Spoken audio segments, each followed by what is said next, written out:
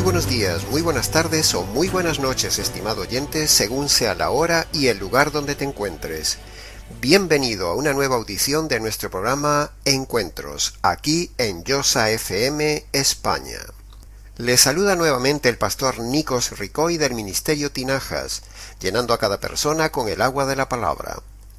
A lo largo de estos encuentros, nuestra idea y línea en el equipo de trabajo del programa ha sido tratar de hablar de estas tres áreas: noviazgo, matrimonio y divorcio, en este orden cronológico, viendo lo que dice la Biblia sobre estas tres áreas en base a los valores, la ética, la moral, los principios cristianos, para no fallar en ninguna de ellas, es decir, para no elegir pareja equivocada en el noviazgo, para no fracasar en el matrimonio, para no vivir un divorcio doloroso y no bíblico. En nuestros dos últimos programas, Encuentros, hemos estado desarrollando la primera y la segunda razón de la tesis de 5 razones en contra del divorcio y del recasamiento del divorciado, en esta miniserie radial Encuentros. Hemos empezado con el tema de las alarmas y los filtros a tener en cuenta en el noviazgo cristiano. Hemos continuado luego con los propósitos y los roles del matrimonio.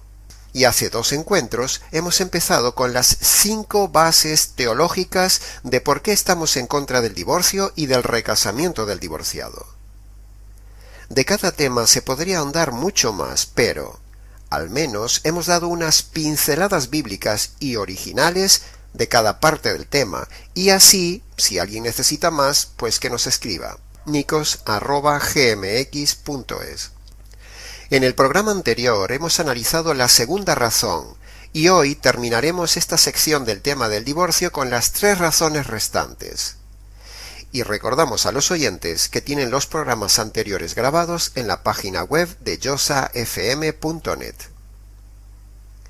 La tercera razón por la cual no es permitido el divorcio ni el recasamiento del divorciado en la palabra de Dios lleva el título de El creyente no puede tomar la iniciativa del divorcio. Para empezar, recordemos que la Biblia dice que Dios aborrece el divorcio allí en Malaquías capítulo 2, versículo 16. Por lo tanto, cualquier cristiano que tome la iniciativa de divorciarse es evidente que está en contra de la voluntad de Dios. Dios no dice que aborrece unos casos de divorcio y a otros no los aborrece. No dice eso, sino que dice que aborrece todo divorcio, sea por la razón que sea, incluido por supuesto por causa de adulterio. Así que si usted como creyente toma la iniciativa de poner el divorcio a su cónyuge y se divorcia por la causa que sea, usted ha pecado. Y si piensa poner el divorcio, está a punto de pecar, no lo haga. Pecar en términos bíblicos es cometer un delito, o sea, infringir la ley de Dios. Fijémonos muy bien en el contenido de este tema importante porque se pasa por alto en las iglesias cristianas del día de hoy, bien sean católicas, ortodoxas o evangélicas. Si leemos detenidamente en 1 Corintios 6 del 1 al 7, repito, 1 Corintios 6 del 1 al 7, allí el texto y contexto habla directo a los creyentes. No está hablando a los paganos, ni a los ateos, ni a otras religiones, sino que dice a los creyentes. Por lo tanto, los creyentes no pueden ir a los jueces civiles a dilucidar ningún pleito, eso incluye el divorcio, sino que todo pleito debe ser resuelto en la iglesia, y es allí donde deben ser arreglados estos temas. Repito, los creyentes no pueden ir a los jueces civiles a dilucidar ningún pleito, y eso incluye el divorcio, sino que todo pleito debe ser resuelto en la iglesia, y es allí donde deben ser arreglados estos temas. Veamos el texto. 1 Corintios capítulo 6, versículo 1 al 7. Versículo 1. Si alguno de vosotros tiene un pleito con otro, ¿cómo se atreve a presentar demanda ante los inconversos, en vez de acudir a los creyentes? Versículo 2. ¿Acaso no saben que los creyentes juzgarán al mundo? Y si vosotros habéis de juzgar al mundo, ¿cómo no vais a ser capaces de juzgar cosas más pequeñas? Versículo 3. ¿No sabéis que aún a los ángeles los juzgaremos? ¿Cuánto más los asuntos de esta tierra? Versículo 5. ¿Acaso no hay entre vosotros nadie lo bastante sabio como para juzgar un pleito entre creyentes? Versículo 6. Sino que vemos que el hermano pleitea con el hermano en juicio, ¿Y esto ante los incrédulos?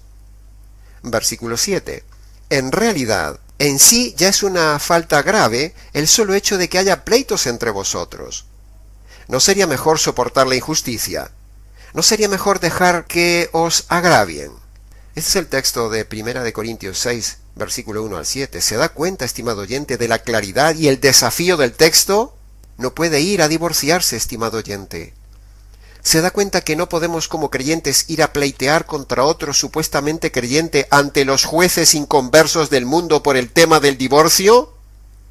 Pero claro, para que pueda haber consejería matrimonial, debe haber un consejero bíblico o un pastorado capacitado, y como normalmente no lo hay, la gente sin saber de este pasaje bíblico de 1 Corintios 6, opta por lo más fácil, es decir, ir a las autoridades civiles para divorciarse, o incluso, antes de divorciarse, van a los consejeros matrimoniales del mundo, o sea, los mal llamados psicólogos cristianos, y todo esto de ir a los psicólogos e ir a divorciarse es pecar abiertamente contra Dios. El mundo, sean psicólogos, abogados matrimonialistas, consejeros privados, ayudadores motivacionales o jueces, no pueden tocar el matrimonio. El mundo no puede dar soluciones a un problema netamente bíblico ni disolver un matrimonio. Así que, si hay algún abogado, algún juez que nos esté escuchando, sepan ustedes, señores, que no tienen autoridad para disolver un matrimonio, y el día del juicio se las verán con el juez del universo. Y yo, de verdad, no quisiera estar en su lugar ese día.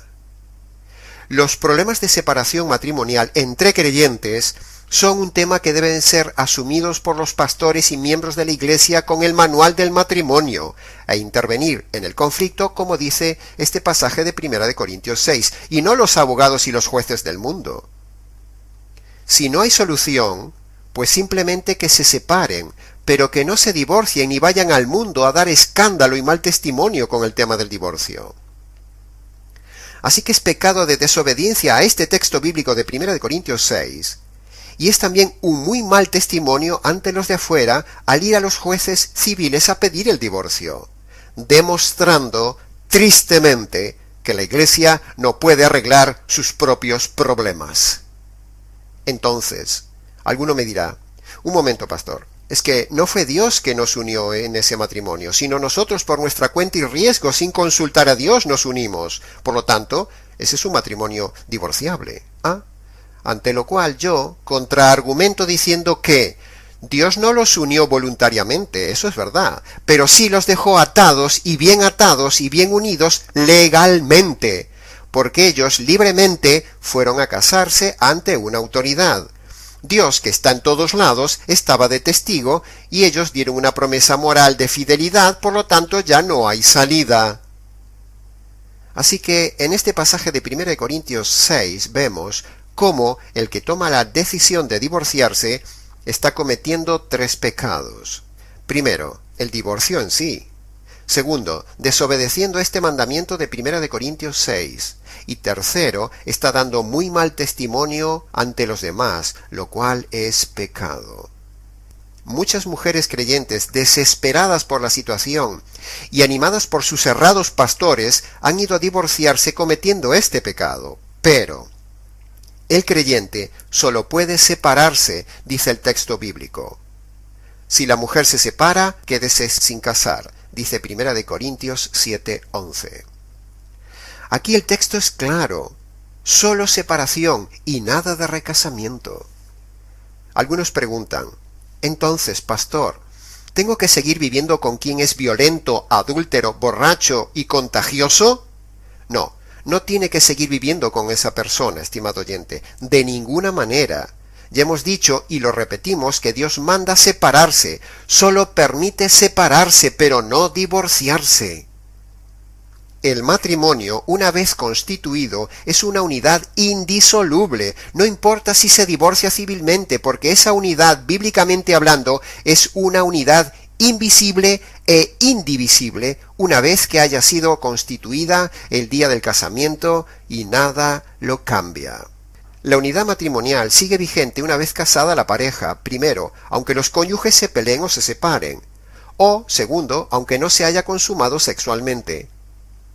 Por ejemplo, imaginemos que una pareja se ha casado y tristemente, antes de la noche de bodas, algún cónyuge haya quedado en estado de coma o tetrapléjico por algún accidente, y por este motivo no puedan tener relaciones. Esa pareja igualmente se ha constituido como una unidad indivisible. Es decir, están totalmente casados ante Dios porque las circunstancias adversas no cambian ese pacto y esa unidad, que es independiente totalmente de la unidad sexual. La unidad matrimonial es independiente de la unidad sexual. Lo que constituye y consuma el matrimonio es el momento del pacto y la promesa el día del casamiento, no la sexualidad. Tenemos el caso bíblico de José, el esposo de María, la madre de Jesús, que se unió en matrimonio a María. Eso lo vemos en Mateo capítulo 1, pero dice el versículo 25 que no la conoció físicamente hasta pasado el tiempo del nacimiento de Jesús. Preguntamos entonces, ¿ese matrimonio no estaba consumado? Sí que lo estaba. Y este caso de José y María muestra claramente que el matrimonio no lo constituye ni lo consuma la unidad sexual, como dicen algunos, sino el compromiso, es decir, el pacto matrimonial constituido a partir de la promesa mutua dada el día del casamiento. Cuando uno se enoja con alguien, por ejemplo, con su hijo, con un padre, con una tía, con un hermano, el vínculo no se rompe solo la comunión. Uno no deja de ser hijo por enojarse con sus padres, o por haber tenido una fuerte discusión entre ellos.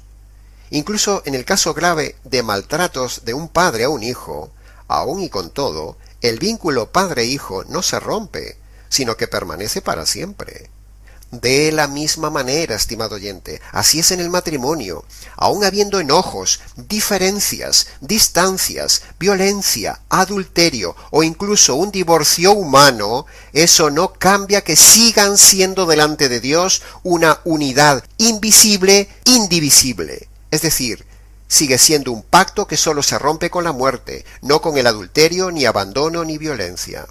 No vemos, por ejemplo, que los hijos se divorcien de los padres ante los tribunales, ni vemos un padre ir a divorciarse de su hijo. Es un absurdo. Siguen siendo padre e hijo a pesar de los conflictos, diferencias e incluso violencia. En el matrimonio es exactamente igual. Siguen siendo esposos aunque ellos no quieran, y aunque los jueces los separen. De la misma manera que en el aborto se mata una unidad viva, visible, el divorcio es matar una unidad viva, invisible, el matrimonio. Una vida es la unión de dos células, y el matrimonio es la unión de dos personas. Ambas, vida y matrimonio, son creadas por Dios, y sobre ambas solo Dios es el que decide, no el hombre. Dios da la vida y Él la quita. Dios da el matrimonio y Él lo quita. El divorcio es como el aborto. Se mata algo que Dios ha creado. En la concepción, Dios hace de dos, uno. Y en el matrimonio, Dios hace de dos, uno. Hay personas creyentes que si le preguntáramos sobre el aborto pondrían el grito en el cielo y dirían que están en contra del aborto. Pero si les preguntamos sobre el divorcio, serían capaces de divorciarse sin problema, y de hecho lo hacen. Sin embargo, ambas cosas, divorcio y aborto, son igualmente pecado delante de Dios. El matrimonio y la vida son de Dios. En conclusión de esta tercera razón de nuestra tesis, el creyente no puede tomar la iniciativa del divorcio. Primero, según 1 Corintios 6, las autoridades de la Iglesia son las únicas que deben intervenir, disciplinar y aconsejar sobre el matrimonio. Si no, solo queda la opción de separación. Segunda conclusión, ir a las autoridades civiles por un divorcio está prohibido por la palabra de Dios, como vemos en este pasaje de 1 Corintios 6, y es dar mal testimonio ante los demás y en sí es pecado.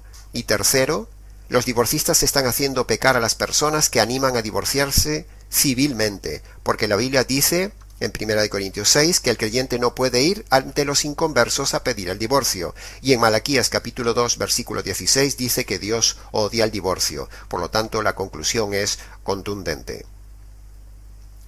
La cuarta razón por la cual no es posible el divorcio ni el recasamiento del divorciado es que Dios mismo da ejemplo de fidelidad. Es interesante observar que tanto el Señor en el Antiguo Testamento como en el Nuevo Testamento nunca abandonó a su amado pueblo ni se divorció de él.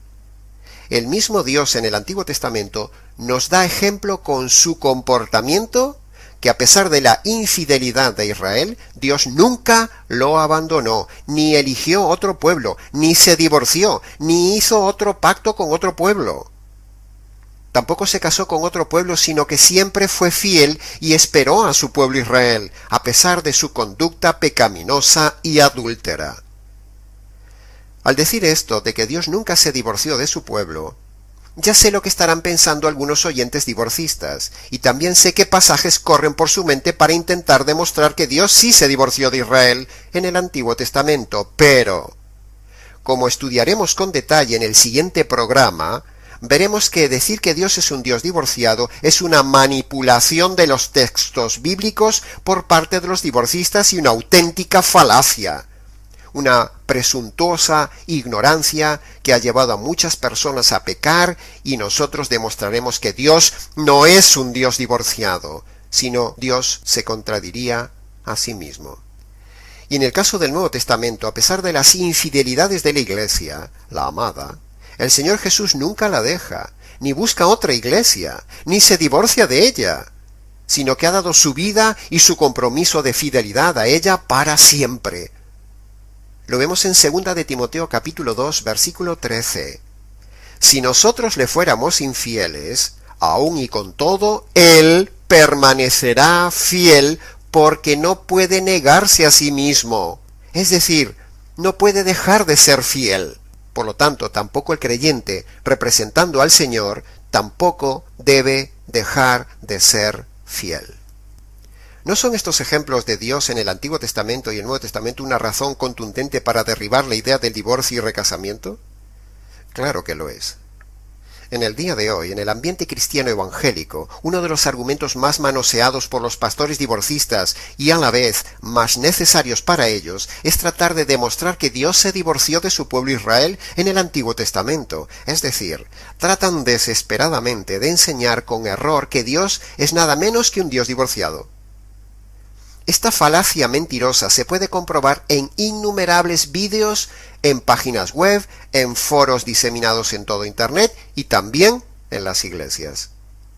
Como ejemplo, escuchen con atención estas dos grabaciones de dos famosos teólogos que predican que Dios es un Dios divorciado y que existe una puerta llamada divorcio. Escuchen bien lo que van a oír. Asombroso. ¿Saben ustedes que Dios es un Dios divorciado? Y no es una herejía. Dios es un Dios que se divorció de Israel. Y si Dios, que es Dios, se divorció de Israel, por eso permitió el divorcio. Algo que nos funde los fusibles. Dios se divorcia de Israel. Dios se divorcia de Israel. Y lo que haré es tratar de darle una visión panorámica de mi posición teológica con respecto al divorcio. La posición completa está plasmada en un libro titulado Una puerta llamada divorcio. Si los divorcistas como estos que acabamos de oír lograran conseguir demostrar esto, es decir, que Dios es un Dios divorciado, argumentarían tener entonces una puerta abierta llamada divorcio, pero no la hay. En realidad, cuando los divorcistas tratan de argumentar que Dios se divorció de su pueblo, ciertamente lo consiguen por dos razones. La primera razón es que la gente no se toma el tiempo de confirmar ni estudiar por su cuenta lo que dice un predicador, ni hacen como los de Berea en Hechos capítulo 17, donde esa gente ni siquiera le creían lo que decía un apóstol, hasta que ellos mismos no lo confirmaban por sí mismos en el estudio de la Escritura. Hechos capítulo 17, versículo 10 y 11 dice: recibieron la palabra con toda solicitud, escudriñando cada día las Escrituras para ver si estas cosas eran así. Es decir, escuchaban al predicador y luego en su casa cada día repasaban las Escrituras para ver si lo que el predicador decía era así, según las Escrituras. Y yo quiero, estimado oyente, que hagan lo mismo conmigo. Quiero que filtren todo lo que digo a ver si es contextualmente la verdad. Hemos dicho que la primera razón es que no examinan las Escrituras, por eso la gente se convence del divorcio. Pero la segunda razón por la cual estos pastores consiguen convencer a la gente del divorcio es porque la gente quiere encontrar un pastor a su medida, que les diga lo que ellos quieren oír, para aquietar sus conciencias y poder divorciarse y poder recasarse. Repito, la segunda razón por la cual estos pastores consiguen convencer a la gente del divorcio es porque la gente quiere encontrar un pastor a su medida que les diga lo que ellos quieren oír para aquietar sus conciencias y así poder divorciarse y poder recasarse. Así que estas son las dos razones de por qué triunfa y avanza galopantemente el divorcio en la iglesia, tanto como avanza el divorcio en el mundo. Los pastores divorcistas intentan desesperadamente encontrar algo que les permita apoyar su tesis carnal y sensual para defender el divorcio y el recasamiento, pero nosotros estamos demostrando que ni Dios se divorció de Israel, ni por adulterio uno puede divorciarse y recasarse. Entremos ahora en la quinta razón, la razón teológica, por la cual creemos que no es posible bíblicamente el divorcio ni el recasamiento del divorciado. Y esa razón bíblica es el carácter de Dios. En el pacto matrimonial está representado el carácter de Dios. Por lo tanto, cuando un cristiano rompe el pacto, divorciándose y recasándose, está confrontando abiertamente nada menos que la voluntad de Dios, haciendo de forma rebelde lo que la persona quiere. ¿Cómo es el carácter de Dios? Bueno, el carácter y el corazón de Dios para su pueblo siempre fue de perdón, paciencia, espera, llamado constante, búsqueda, misericordia, oportunidad y fidelidad.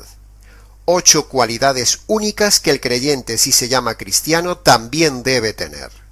Cuando un supuesto creyente en Cristo toma el matrimonio como un contrato, tal como lo hace también esta sociedad mundana, en lugar de tomar los valores bíblicos de pacto, entonces con ello esa persona, primero, está difamando el carácter de Cristo ante los demás, y segundo, a su vez, ese supuesto creyente se convierte en piedra de tropiezo para los demás, y entonces toma fuerza aquel pasaje de Romanos capítulo 2, versículo 24. El nombre de Dios es blasfemado entre las gentes por causa de vuestra conducta. Dios requiere precisamente que la iglesia, su esposa, le represente así, con fidelidad, y que a su vez el creyente, de forma individual, también debe amar, aceptar, recibir, perdonar, ser paciente, buscar, tener misericordia, dar oportunidad y ser fiel a lo prometido con su cónyuge a pesar de lo malo que éste haya hecho. Cuando la iglesia, la esposa de Cristo, cambia el valor de pacto matrimonial por el valor mundano de contrato, y cuando la iglesia enseña que está bien hacerlo así, entonces se está difamando el nombre y el carácter de Dios, distorsionando el sentir, el pensar de la relación de Cristo con su iglesia, el matrimonio divino. Si nosotros en la iglesia, queriendo que la gente sea feliz, animamos a dichas personas a que abandonen el pacto matrimonial y abracen el contrato, y que simplemente vayan y encuentren otra persona nueva con quien puedan entrar en un nuevo contrato de felicidad carnal, si alentamos eso, entonces estamos distorsionando el carácter de Dios y la relación de Cristo y su iglesia, y esto, por supuesto, no escapará del juicio de Dios, por cuanto es pecado, estimado oyente. La meta para un verdadero creyente que ha sido divorciado no debe ser la búsqueda de la idolatrada nueva oportunidad de felicidad personal, sino que su meta debe ser respetar el carácter de Dios, representado en el pacto matrimonial. Pero claro, estas son ideas muy altas, sobre todo si el divorciado no es convertido por medio del Evangelio, ni conoce el carácter de Dios. Cuando un supuesto creyente se centra en sí mismo, en su felicidad, en su soledad, en su sexualidad, y no en el carácter de Dios, representado en el pacto matrimonial, entonces ese supuesto creyente está siendo idólatra y egoísta, es decir, está pecando, y muy probablemente no se ha convertido. Sin embargo, debemos decir que respetar el pacto no significa que uno no se separe de su cónyuge por pecados graves del otro, por ejemplo, tipo violencia, infidelidad, abandono, Pero una cosa es separación física y otra muy distinta, divorcio legal. Y por supuesto luego un nuevo casamiento. La Biblia solo respalda la separación, no el divorcio. Conclusión. En el día de hoy vemos que las personas, primero, escogen cómo desean vivir, y luego diseñan a su medida la doctrina teológica del divorcio, a su conveniencia, para que esta doctrina del divorcio se amolde a su estilo de vida pecaminoso. Repito, la gente diseña su doctrina teológica del divorcio a su conveniencia, para que esta doctrina del divorcio se amolde a su estilo de vida pecaminoso. El movimiento divorcista de hoy, con todos los predicadores divorcistas de la actualidad que alientan, enseñan y permiten equivocadamente el divorcio por causa de adulterio y permiten el nuevo casamiento del divorciado, sea por infidelidad o abandono, esos predicadores están en pecado y están haciendo pecar a las personas en la iglesia. Y nosotros denunciamos eso. No existe una puerta llamada divorcio. No existe. El divorcio te lleva a la puerta ancha de la perdición y muchos son los que entran por ella, dice el Señor. Hasta aquí nuestra tesis. Pero antes de acabar, repasemos entonces las 5 razones que hemos visto en contra del divorcio y del recasamiento del divorciado. Primera razón. En un matrimonio hay un pacto siempre vigente y una promesa de fidelidad permanente. Segunda razón. Fornicación no es sinónimo de adulterio.